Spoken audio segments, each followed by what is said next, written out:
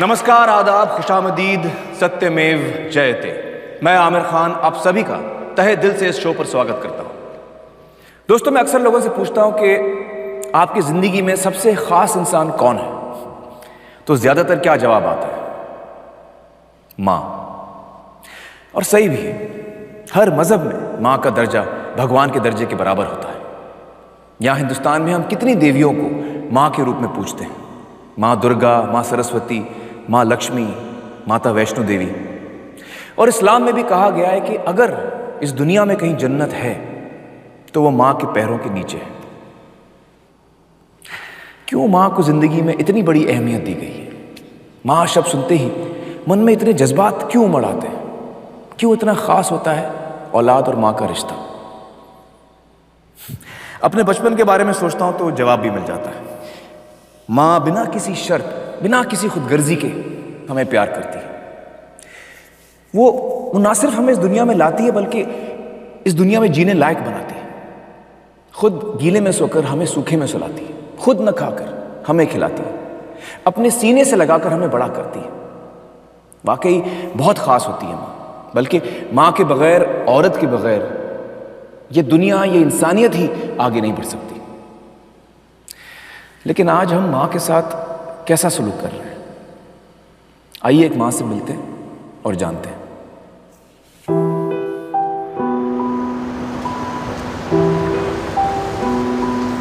अहमदाबाद के वस्त्रपुर में रहती हैं अमीशा। कॉल सेंटर में काम करती हैं। उनकी 6 साल की प्यारी सी एक बच्ची भी है जिसे ये नाजों से पाल रही हैं, जैसे कि ज़्यादातर माएँ करती हैं। पर इनके लिए ये बच्ची कुछ ज़्यादा ही खास है। क्या वजह है? आइए मिलते हैं अमीशा से और जानते हैं। स्वागत है आपका अमीशा जी, बहुत बहुत शुक्रिया आने का। आपकी बच्ची बड़ी प्यारी है, क्या नाम है इसका? काम्या भट्ट। काम्या। काम्या, क्या उम्र है इसकी? 8 साल। 8 साल की। अमीशा जी बताइए हमें कि आपकी शादी किस साल में हुई? मेरी शादी 1 दिसंबर 2000 में हुई थी। तो इस बात को 11 साल हो चुके हैं। हाँ। शादी के बाद आप पहली दफ़ा कब पता चला आपको कि आप माँ बनने वाली हैं? मुझे पता चला 15/8/2001। 1 साल के बाद। तो फिर क्या हुआ उसके बाद? कोई जाहिर है फर्स्ट टाइम कोई भी लड़की खुशी होगी माँ बनने से। हाँ। फिर मेरे सास ससुर और मेरे पति वो भी सब खुश थे। फिर उन्होंने बोला कि चलो डॉक्टर के पास चलते हैं चेकअप के लिए। फिर नॉर्मल चेकअप हो गया। इस बात को 2-3 महीने हो गए। थोड़े टाइम बाद उन्होंने फिर से बोला कि चलो एक बार सब ठीक ठाक है या नहीं। इस बहाने से ले गए हैं और सोनोग्राफी सब करवाई। फिर इंजेक्शन दे दिया और जैसे इंजेक्शन दे दिया मुझे कुछ पता ही नहीं चला। जब मैं होश में आई तब मेरी बेटी भी नहीं थी, मतलब मेरी प्रेगनेंसी भी नहीं थी। बच्चा गिरा दिया गया और आपको इसके बारे में पता भी नहीं था? कुछ भी नहीं पता। आपसे कुछ पूछा नहीं? मतलब आपसे डॉक्टरों ने कोई बात नहीं की इससे? आप माँ हैं। उन लोगों की डॉक्टर के साथ पहले ही बात हो गई थी। मेरे जहन में तो ऐसी कुछ बात ही नहीं थी। मुझे तो कुछ पता ही नहीं। लेकिन क्यों ऐसा किया उन्होंने? आपके पति ने और आपके पति के घर वालों ने ऐसा किया, राइट? तो उन्होंने ऐसा क्यों किया? उनको बेटा चाहिए था। बेटे की चाह बहुत थी। बेटे की चाह बहुत थी। हाँ।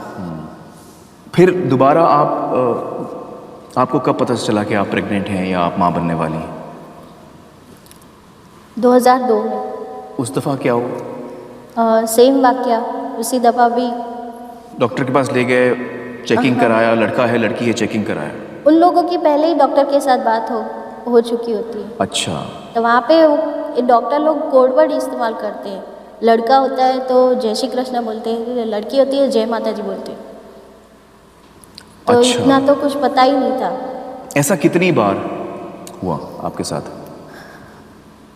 8 साल में 6 बार।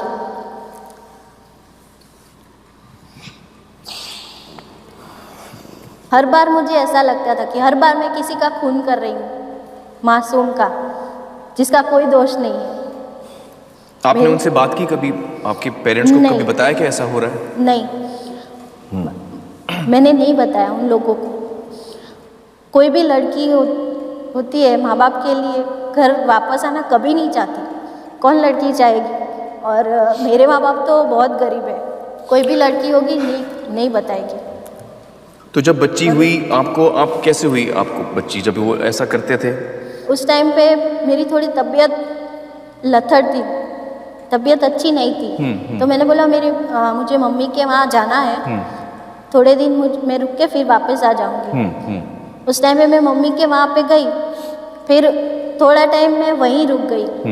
उन लोगों की वहाँ से जिद करके उन लोगों के खिलाफ, और 1 मार्च 2004 में ये मेरी बेटी पैदा हुई। वो जरा भी खुश नहीं हुए, मतलब कुछ उनको नहीं लगा? 2 महीने तो देखने भी नहीं आए, 2 महीना देखना भी नहीं आए। फिर दुनियादारी और समाज के डर से आके लेके गए। फिर एक दिन झगड़ा हुआ, तो मेरी सास ने बोला कि चल तू निकल इधर से, मैं तेरी जगह पे एक नई 51 बहू लाऊंगी और मेरे बेटे को दोबारा से शादी करवाऊंगी। उन लोगों, मेरी सास को जब लगा कि मैं नहीं मानने वाली अब, तो उसने ये धमकी दी आपको? हाँ। फिर क्या हुआ? और मुझे रात को घर से मार के निकाल दिया।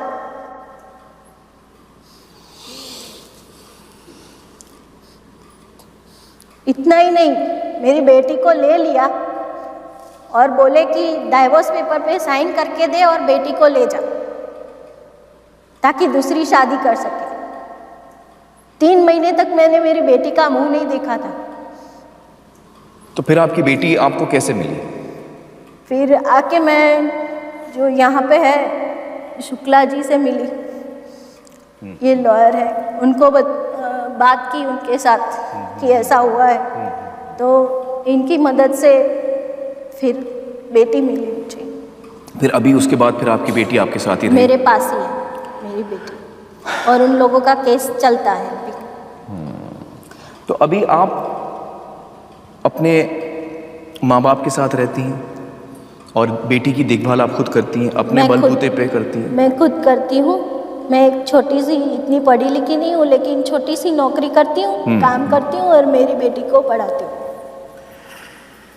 दोस्तों, यहाँ पे मैं आप सबको एक बहुत ही इम्पॉर्टेंट, बहुत ही अहम चीज़ कहना चाहूँगा, और वो ये कि माँ के पेट में जो बच्चा होता है, वो लड़का होगा या लड़की, ये माँ के हाथ में नहीं होता, ये बाप के हाथ में होता है।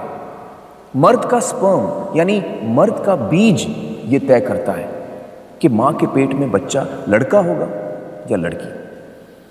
तो इसलिए जो लोग पत्नी को दोष देते हैं या बहू को दोष देते हैं, बहुत ही गलत करते हैं। अगर आपको किसी को दोष देना है तो प्लीज़ आप पति को दोष दीजिए। हालांकि मेरे हिसाब से तो इसमें किसी का भी दोष नहीं है, ये कुदरत की देन है जो हमें सर आंखों पे कबूल करना चाहिए। अमीशा जी, मैं समझ सकता हूं कि आपके लिए कितना मुश्किल हुआ होगा यहाँ के ये सारी चीज़ें हमारे साथ बांटना, लेकिन आपका यहाँ आना बड़ी अहमियत रखता है, क्योंकि आपकी आप बीती सुनकर बहुत सारी महिलाओं को आज सीख मिली होगी। और एक बात मुझे यकीन है कि आपकी बेटी जब बड़ी होगी उसको आप पर बड़ा नाज हो। दोस्तों, आइए मिलते हैं एक और माँ से और जानते हैं उसकी कहानी क्या है। मध्य प्रदेश के मुरैना शहर में रहती हैं परवीन खान। परवीन का अपराध भी वही है जो अमीशा का था, लड़कियों की मां होना। और इस अपराध की सज़ा इतनी दर्दनाक थी कि उसे शब्दों में बयां करना मुश्किल है। परवीन जी, शुक्रिया यहाँ आने का। Thank you. हमें बताइए आपकी किस साल में शादी हुई? मेरी शादी हुई थी 1994। और शादी के कितने अरसे बाद आपको पहले पता चला कि आप माँ बनने वाली हैं? 3 साल बाद। तो बच्चा जो हुआ लड़की थी लड़का था? लड़की थी। लड़की थी। आप खुश हुई होंगी? हाँ, माँ बनने का एहसास कुछ अलग ही होता है, बहुत खुशी थी। और आपके पति का क्या रिएक्शन था जब बच्ची पैदा हुई? मेरे हस्बैंड को तो इतना दुख हुआ, वो तो छोड़ के भाग आया मुझे हॉस्पिटल से। हॉस्पिटल में छोड़ के भाग आया, मतलब कोई केयर नहीं किया। अच्छा। दुखी थी, रोई भी थी काफ़ी। फिर जब बेटी का चेहरा देखा, सुंदर बेटी हुई थी, अच्छी, तो मैंने उसे मतलब मुझे खुशी हुई कि जैसे भी मेरी बेटी मेरे लिए। दोबारा आप कब माँ बनने वाली थी? उसकी आपको कब नेक्स्ट 3 साल बाद। इस दफ़ा क्या हुआ? फिर उसने 3 माह बाद मेरा चेकअप करवाया। मैंने मना किया काफ़ी, पर वो बहुत मारपीट करते हुए मुझे ले गया, क्योंकि मजबूरी थी कि यहाँ से कहाँ जाएंगे, पर गई उसके साथ। फिर वो बेटी ही निकली। जो पेट में बच्ची पल रही थी वो बेटी थी? हाँ, तो उसने मेरा अबॉर्शन करा दिया। फिर उसके भी नेक्स्ट उसी साल के अंदर फिर दोबारा से मैं प्रेग्नेंट हुई। फिर से उसने मेरा चेकअप करवाया। काफ़ी मैंने मना किया, यहाँ तक कि बस चोटी पर मेरे बाल तो अच्छे बड़े हैं ही, उस समय और भी अच्छे थे, तो बस बाल पकड़ के खचेड़ता हुआ लेके जाता था। गई, फिर से बेटी निकली। फिर उसने मेरा अबॉर्शन करा दिया। उसी साल के बाद फिर मैं नेक्स्ट प्रेग्नेंट हुई। तो वो बार बार अबॉर्शन करा देता था, तो शायद अंदरूनी कुछ कमी आ गई, तो वो मेरा बच्चा अपने आप गिर गया। जी हाँ, क्योंकि ये बार बार अबॉर्शन करने से शारीरिक तौर पे औरतों को बहुत तकलीफ होती है। फिर ऐसे ही कल चलते हुए 4-5 साल हो गए, तो मैं फिर प्रेग्नेंट हुई। तो अब मैंने अपने मन में सोचा कि इस बार मैं उसे जाहिर नहीं होने दूंगी कि मैं प्रेग्नेंट हूँ। फिर 5-6 महीने तक हो गए। फिर मतलब मोहल्ले में या हस्बैंड को या परिवार में किसी को कुछ नहीं पता। फिर एक बार उसने मेरे को बहुत मारा, हॉकियों से कमरा बंद करके अंदर से कुंडी लगा के काफ़ी मारा। एक हॉकी उसने मेरी कमर में मारी, जिससे मैं वहीं पस्त मतलब गिर पड़ी। ब्लड चालू हो गया। तो सब लोगों ने सोचा कि इसको बहुत परेशानी है, मतलब जब जाहिर हुआ कि मैं प्रेग्नेंट हूँ। अब 5 महीने का मतलब अबॉर्शन तो हो नहीं सकता, तो ये ऐसे चलते हुए वो बेटी मेरी दुनिया में आ गई। उसे तो फिर से वही दुख हुआ, मतलब बेटी को नहीं देखना, नहीं खिलाना, कुछ भी, बस बेटे की चाह। बेटे की चाह। हालांकि बोलता था कि मेरा वंश को उसकी 2 कौड़ी की विशात नहीं है कि वंश चले, कोई जागीरदार नहीं है, कोई नहीं है, किराए के मकान में रहता है, मजदूर इंसान है, पर ख्वाहिश। फिर एक दिन अपने घर के अंदर सो रही थी, संडे का दिन था, वैसे मैं आंगनवाड़ी वर्कर हूँ, संडे का दिन था तो वो छुट्टी थी, घर में सो रही थी। तो आया, बच्चियों को 1-2 रुपये दिए उसने बाहर खेलने के लिए कि जाओ तुम लोग चीज़ वीज लेके आओ। सो रही थी तो रजाई के अंदर मेरा सारा शरीर था, सिर्फ चेहरा बाहर था। आया एकदम आके मेरे ऊपर हावी हुआ, यहाँ से उसने मुझे पकड़ लिया, बस चेहरे को अपनी दांतों से बहुत बुरी तरह से ऐसे खाया जैसे कोई जानवर एक मांस की रोटी खाता है। जब तक खाता रहा, जब तक कि मतलब मेरा चेहरा उसने पूरा ख़राब नहीं कर दिया। सब लोगों ने उसे देखा भी। ये उस वक्त की तस्वीरें हैं जब ऐसा हुआ था? जी। एक लड़के की चाहत में एक इंसान कितनी हैवानियत तक उतर आ सकता है, ये उसकी एक मिसाल है। जी। फिर मुझे किसी ने बताया कि जयपुर गई मैं, तो जयपुर में एक संदीपन मुकुल है एस्कॉट हॉस्पिटल में, उन्होंने मेरा अच्छा इलाज किया। मतलब मैंने लाइफ में पहली बार कोई ऐसा डॉक्टर देखा जिसने मेरा सहयोग किया। फिर इसके बाद मैंने BA रिटर्न में किया, गवर्नमेंट कॉलेज से पढ़ाई भी की, काम भी किया, बच्चों की देख रेख भी की। इसका मतलब आपका खानदान, आपका परिवार, आपका वंश आप चला रहे हैं। सबसे पहले तो शिक्षा को अहमियत देनी चाहिए इंसान को, जो बेटा और बेटी में फ़र्क आदमी करता है। आज मैं पहले से सक्षम होती तो शायद शुरू से मैं उससे अलग रहने लगती। कहीं ना कहीं मैं इसमें अपने आप को दोषी भी ठहराती हूँ, क्योंकि अत्याचार करना जितना पाप होता है उतना सहना भी पाप है। वाह। परवीन जी, आपने बहुत हिम्मत दिखाई और बहुत बहुत शुक्रिया, आप यहाँ आई, हमसे ये बातें आपने हमारे साथ बांटी और हमारी दुआएं आपके साथ हैं। परवीन जी, बहुत बहुत शुक्रिया। जाते जाते मैं एक शब्द कुछ अपनी, जो भी मुझे आज इस चैनल पे इस प्रोग्राम में देख रहा है, उन सभी बहनों से मैं एक बात कहना चाहूँगी कि ज़िंदगी हमें बहुत कुछ सिखाती है, ज़िंदगी हमें बहुत कुछ सिखाती है, कभी हंसाती है तो कभी रुलाती है, पर जो हर हाल में खुश रहते हैं ज़िंदगी उनके आगे सर झुकाती है।